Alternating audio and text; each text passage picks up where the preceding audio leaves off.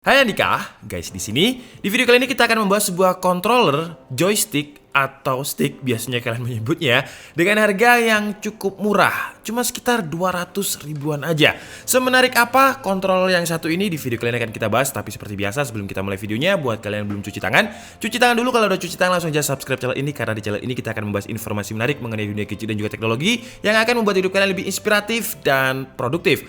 Dan perkenalkan, ini adalah NYK Nemesis Gambit ya, namanya Gambit GP100. Jadi controller ini harganya 200 ribuan dan dia sudah kompatibel dengan berbagai platform. Jadi bisa untuk Android, bisa untuk PC, bisa untuk PlayStation, bisa untuk TV, bisa untuk PS5 juga ya seharusnya ya.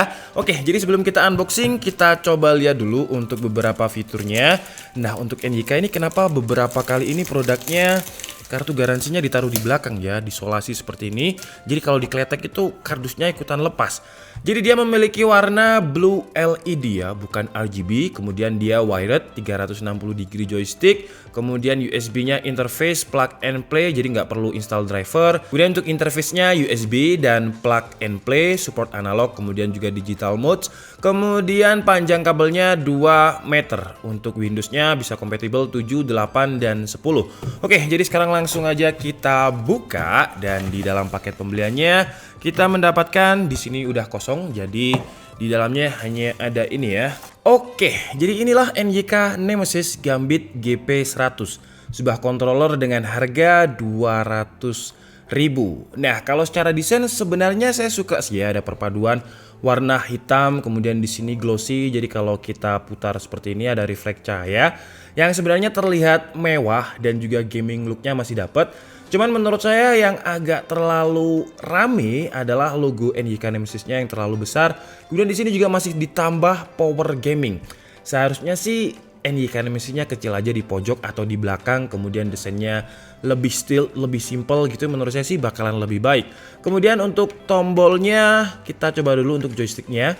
Untuk joysticknya lumayan los kalau misalkan kita pakai Xbox ya. Xbox ini masih cukup rapet, kalau ini agak kayak enteng gitu. Tapi kalau untuk tombol-tombolnya seperti tombol yang Y, B, A, dan X ini menurut saya sih feel-nya, tactile-nya mirip dengan Xbox.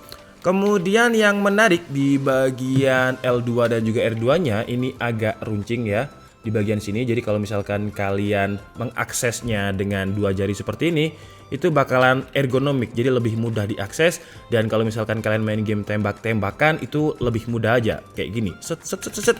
Kemudian untuk tombol-tombol lain juga aman. Di sini ada tombol select, start, dan juga home. Di sini ada panah yang feel-nya juga sama.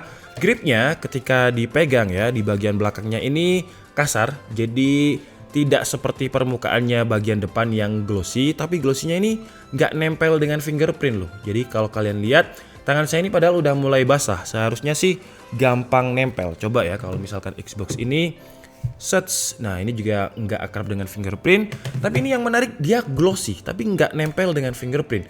Glossy keuntungannya terlihat lebih mewah aja sih menurut saya. Dan untuk gripnya terbantu yang bagian belakang ini, jadi tidak licin. Kemudian lanjut untuk kabelnya. Nah, kabelnya ini memiliki panjang 2 meter, lumayan panjang. Jadi kalau misalkan kalian gunakan untuk PS4, PS3 ataupun PS5 itu masih enak ya. Kemudian untuk konektornya ini juga panjang banget nih.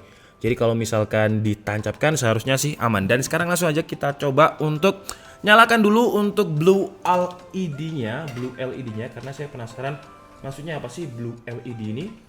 Oke, oh gini ternyata ya. Jadi kenapa di sini dibikin power gaming, kemudian ada logo Nemesis karena dia ada kayak semacam blue LED light-nya lah. Digunakan untuk menyinari si power gaming dan juga NYK Nemesis ini. Tapi menurut saya kalau misalkan kecil aja menurut saya bakal lebih bagus, karena saya adalah orang yang suka dengan desain yang simple-simple. Tapi desain itu adalah selera orang masing-masing. Mungkin buat kalian yang suka dengan desain seperti ini ya nggak masalah. Oke, jadi sekarang kita akan coba untuk main game ya. Dan di sini saya akan menantang Tomo main game PES 2020.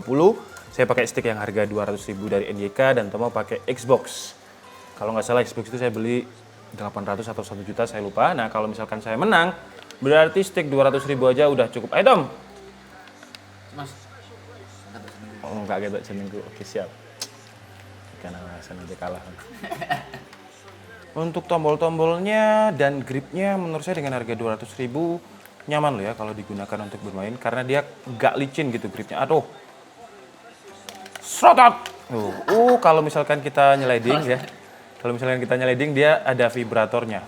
Jadi getar dan dia dual, jadi kiri kanan. Kiri kanan kerasa getar. Coba apalagi yang getar kalau misalkan main PES selain sliding tadi ya. Apakah crossing juga bisa menjadi topokmu? Jadi kalau misalkan mau gol dia juga getar ya. Lawannya kayak gini aja ternyata. Ojo ngalah lo Tom. Serius lo ya. Temenan nih. Gitu temenan. Iku wis temenanmu kayak gini. Wah, asik terus siap. Oke, kalau misalkan tabrakan juga getar ya vibratornya. Dan untuk tombol L1, R2 itu enak banget sih ya tactile. Nggak terlalu, walaupun harganya 200.000 nggak kerasa plastik banget atau kopong banget gitu. Nah, kalau misalkan heading tadi juga getar. Getarnya pas kapan aja ya berarti ya. Coba saya lihat dulu. Nah, ini crossing, dia getar lagi nih. Tos! Tidak bisa, Bu. Melengkung nih Mas. Melengkung, yo. Yo, pesin. GL1. Yo Cristiano Ronaldo cuy. Tendangan kilat. Wis kon sak gol 100.000, tak kurangi sak gol tok 100.000. Bisa ngegol 100.000, kurang menit berarti. Oke, dan saya penasaran kalau misalkan tombol home ini, tombol home ini podo mbek Xbox gitu. Jadi fungsinya sama seperti Xbox. Dia akan membuka Xbox sosial. Jadi kita bisa tahu CPU dan monitoringnya lah pokoknya. Oke, selesai ya. Jadi stick 200.000-an. Oke, jadi satu babak aja ya dan skornya 2-0 dan Tomo saya kasih tantangan kalau misalkan bisa gulkan 100.000 ternyata juga nggak bisa ngegulkan dan stick 200.000 versus 1 juta ya tergantung skill sih ya. Kalau saya sih memang saya dulu juara PES 2020 antar RT. Jadi beda kelas kalau sama saya. Dan kesimpulannya untuk NYK Gambit GP100 harga 200.000 ini gripnya enak banget.